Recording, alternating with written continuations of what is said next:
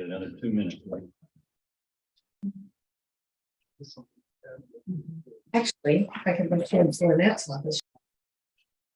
So it's not a marathon meeting or you It better not be. It better be a Usain Bolt sprint. Is he still alive? Means he's still alive. Still alive, still fast, still wealthy. Yeah.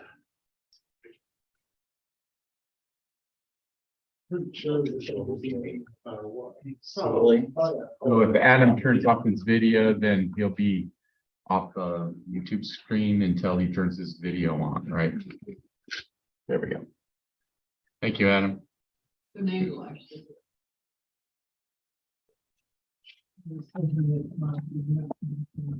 get Amy. The trees that died. Amy's on the iPhone. She down there. Amy, you can turn your video on. Dead trees.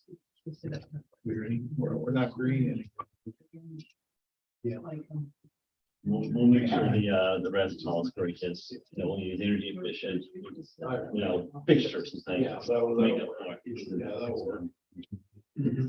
Okay, we're live on YouTube now. All right, we want to call the special session meeting for September 12th, 2023 to order. We have the agenda in front of us and it was also sent out, so I would entertain a motion to approve that agenda. So moved. Your second? Second. All right, roll call, please, Lisa. Amy Rushiers,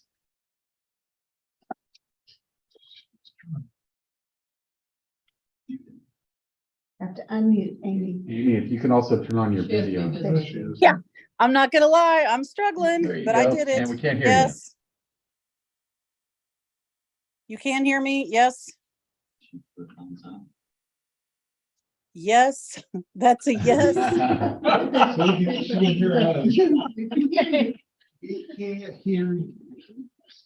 Can you try your audio on the Ute Carrot? There's a selection for speakers and microphones. Hit the carrot beside the mute sign. Right, Richard. Four gives us a quorum, so she can first either way, right? okay, Tim Carr, Yeah. Justin Hub, Yes. Tom Oldham, absent, Absent. Richard Parker, Yes. Patricia Wood. Yes. Do we have any citizens' comments? We have no comment. All right, so now we have the resolution authorizing certain preliminary actions for the financing of a student housing facility and appointing professionals for such financing. So I'll turn it over to Keith. Thank you, everybody, for coming to the special meeting. Appreciate it. It's an important meeting as we get set to kick off the potential construction of a new residence hall. And this will help the resolution you have in front of you that you have read, and I'm going to summarize, will allow us to do that. The resolution itself appoints Gilmore and Bell, who is our bond counsel, who acts as our special tax and bond counsel. And it appoints Columbia Capital as our financial advisor. And most importantly, it appoints Piper Sandler and Company as our bond underwriter, who was selected in a bid process in which we had 3 bids come in. Bids we received were from Piper Sandler, from Stifel, and from UBS. You have the text of those proposals and underwriting proposals in your packet. There's also a summary sheet. I have Adam Pope online with us, and he'll help me explain why we picked Stifel. Stifel and UBS were very, very similar in the cost and their estimated cost of the underwriters.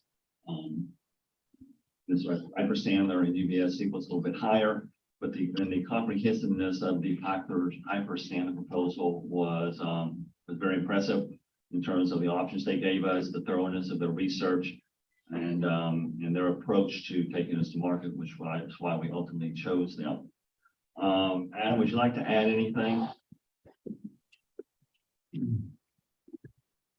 No, Keith, I think I think that summarizes it, but happy to answer any Okay, questions Adam, about. hear you. Maybe it's. So maybe it's- Check where the speakers are.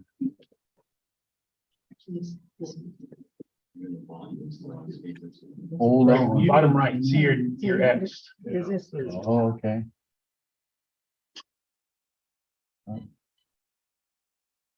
Okay, talk, Adam. Can you hear me now? Amy, say something. Yeah. Oh, Yes. I mean, All right. All right. Well, we gave you the big lecture, Amy, about getting your act together, and it was us. So I'm sorry about that. can you Yeah, hear me I- now? Yes. Okay. Yeah, I could hear Amy the whole time, so Oh, my. I wasn't going to say anything. Yeah. Thanks for your help No, there. Keith.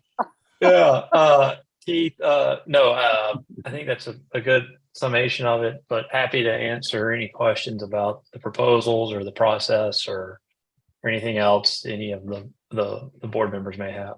If you'll, and one thing I want to go over, so there's a couple of ways we could approach this. We could have gone, we can go to market and ask certificates of participation, which is based upon the full faith and credit of the entire college. Or we could have gone as revenue bonds, which only takes the revenue of the, actual property itself, the residence hall. Those are a little more risky for an underwriter, so they cost us a little more money. And, you know, it is the recommendation of myself and Adam that we go the certificate of participation route, primarily due to the, overall less cost. You'll see that if you look at Piper Sandler's proposal, we go with certificate of participation. You see the estimated total DS, that's debt service. You're in tab Yeah, 4, we're on this sheet right here. which is the third page in tab 2. The two numbers I want to look at, there's one called estimated total debt service, the DS dash tops and then dash revenue lines. And you'll see that with the certificate of participation, it's what Piper Sandler is 28.1 million will be the total debt service paid on the facility with certificate of participation, and then the total debt service revenue bonds would be almost 34 million. So you see the vast difference in the two based upon not only their interest rates, but the length of time there. So that's why we're recommending the certificate of participation and recommending Piper Sandler as their approach to the market. I did give you today, there's another packet that says sources and uses of funds. Today, which shows you literally, particularly the last page, is a good kind of summary. It shows what is paid each year when we can go out, what's paid in debt service, what's in principal, what's in interest year by year. You'll notice that payments start actually in 2025. That's when the project is finished. So for the first 2 years, we'll have capitalized interest, which is why you see basically a $16.5 million, bond proceed versus a 15 million. So we've got 2 years of building it when interest is being capitalized, and 15 million. So obviously that 15 million will be available to us when we start the project. So. Yeah, and one note, Keith, these are all estimates. This isn't, if you approve Piper Sandler today, this won't be the exact numbers. That'll be determined once we actually price the bonds. And actually, part of the reason we are recommending the selection of Piper is they're suggesting that we kind of work on a parallel path where we go down the path of a public offering, and also at the same time work to see if there's an option to go what's called a private placement or direct placement with a bank. So we're going to run those kind of in parallel, evaluate what the interest rates look like for the private placement and the various restrictions or covenants that they may require, and make a determination with staff if that would be advantageous or to continue with the public offering. And again, once we actually price the bonds, at that point, we will know exactly what the debt service will be for the life of the borrowing. These are all estimates, best estimates on where the market is. Obviously, things can happen.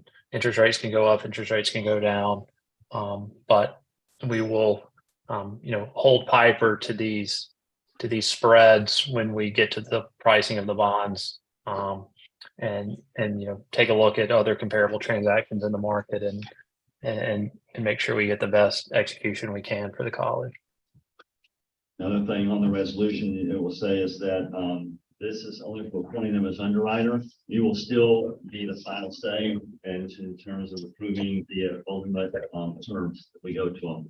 So there's still got one more round of you all, seeing what they get for us, seeing if it's appropriate and then approving those terms or not.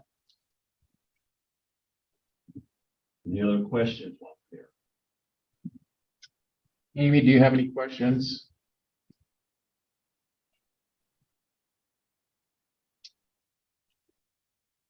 And our goal. I don't think so. Thank you. There you go. We can see you now. Our goal, Adam, is to have this preferably to have our finance in place by the end of the year, right? Early December. Yeah, that's the goal, to have everything wrapped up and kind of cash in hand, certainly before the end of the year. Thus the Meeting today. meeting today so we can meet our construction timeline. So we're preparing the final bid documents right now. So those should be, I don't know how soon those will be out. On these certificates of, are we looking at tying them to the current outstanding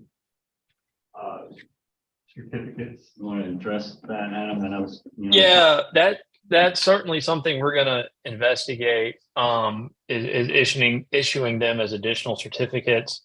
The primary reason to do that, we had some preliminary discussions with the bond insurer. So there's organizations that will provide bond insurance.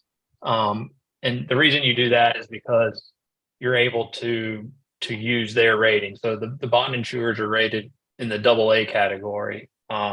The college is currently rated A3. The issuer rating is, but they will notch these down lower than that. So they would be in the triple B or Baa1, which is the Moody's rating. And in the kind of the discussions with the insurers was they would need, in order for them to issue a policy, they would need a completed building as part of the package. Obviously, this building is not constructed yet. So part of Piper's proposal was to investigate issuing these as additional certificates under the 2017 transaction. You may remember that the issue with that is that the B of A energy efficiency lease, which encumbers pretty much every building on campus, and we had to get B of A to approved to be subordinate to the 2017 certificate. So we will have to go back to B of A and see if we can get their permission in order to issue those as additional certificates. But that's certainly something we're gonna go down that path and see if we can get that worked out. If B of A isn't amenable to that, they'd be issued under their own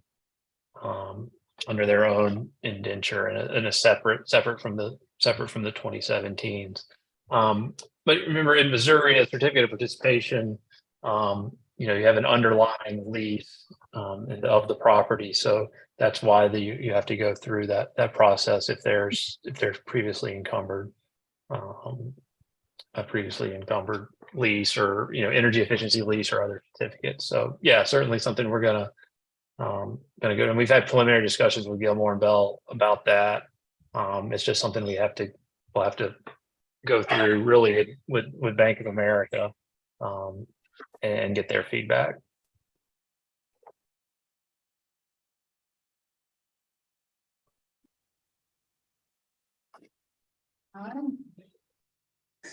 So I would entertain a motion then to approve as presented this resolution to move forward. So moved. Do I hear a second? Second. Roll call, please. Amy Beshears, Yes. Tim Carr, Yes. Dustin Wells, Yes. Tom Oldham, absent. Richard Parker, Yes. Patricia Wood. Yes. All right, thank you, Keith. Thank you. Thank you, Adam. Thank Yeah, you. thank you. Appreciate it. All right, with our agenda, our next general session board meeting will be September 28th, which is a Thursday at 5:30 here in the boardroom. So we thank those of you who were able to join us today. We know that it was a quick meeting, but definitely one that we needed to so we can keep on that timeline. So appreciate all that were involved in getting this together. Anything else before we go into closed session? After closed session, we will then come back out and I'm just double checking here. I don't think there's any other, we'll just adjourn after that. So I would entertain a motion to go into closed session for hiring, firing, disciplining, or promotion of personnel pursuant to RSMO section 610.0213. So moved. Do I hear a second? Roll call, please. Amy Rushiers, Yes. Tim Carr, Yes. Justin Hutz, Yes. Tom Oldham, absent. Richard Parker, Yes. Patricia Wood. Yes. Well, I think Dr. Bates has provided information that Human Resource Department has requested. Just a second here, we're gonna